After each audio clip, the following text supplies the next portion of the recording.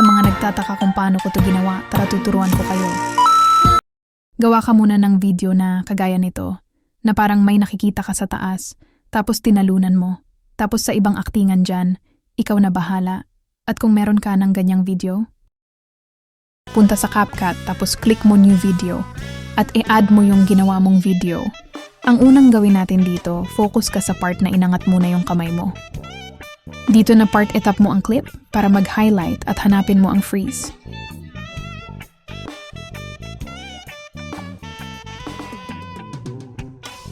At pag na-freeze na punta ka sa unahan, hanapin mo naman yung pangalawang action mo dyan.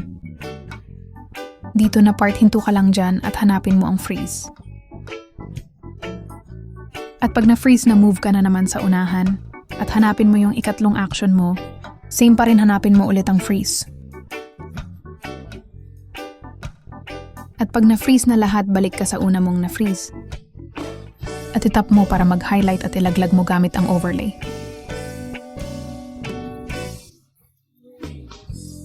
Tapos i-drag mo lang sa unahan at yung dulo ipantay mo lang sa napag-freezan mo.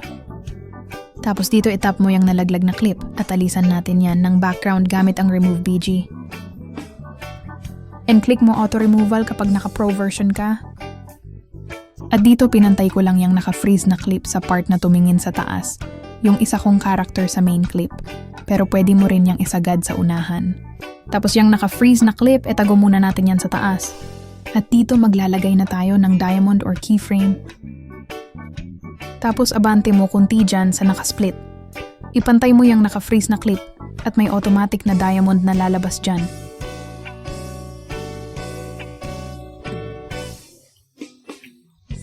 At pag i-play natin, ganito na ang resulta.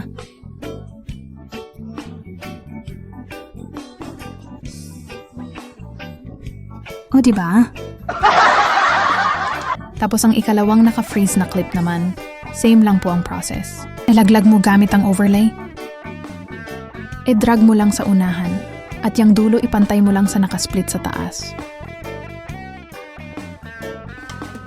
At tapos punta ka na sa Remove BG at Auto Removal ulit kung naka-pro version ka. Tapos maglagay tayo ng keyframe tapos itago mo ulit sa taas yung naka-freeze na clip. Then abante ka sa dulo ng naka-freeze na clip. Tapos ibaba mo yung naka-freeze sa taas na character mo at ipantay mo dyan sa baba na character mo.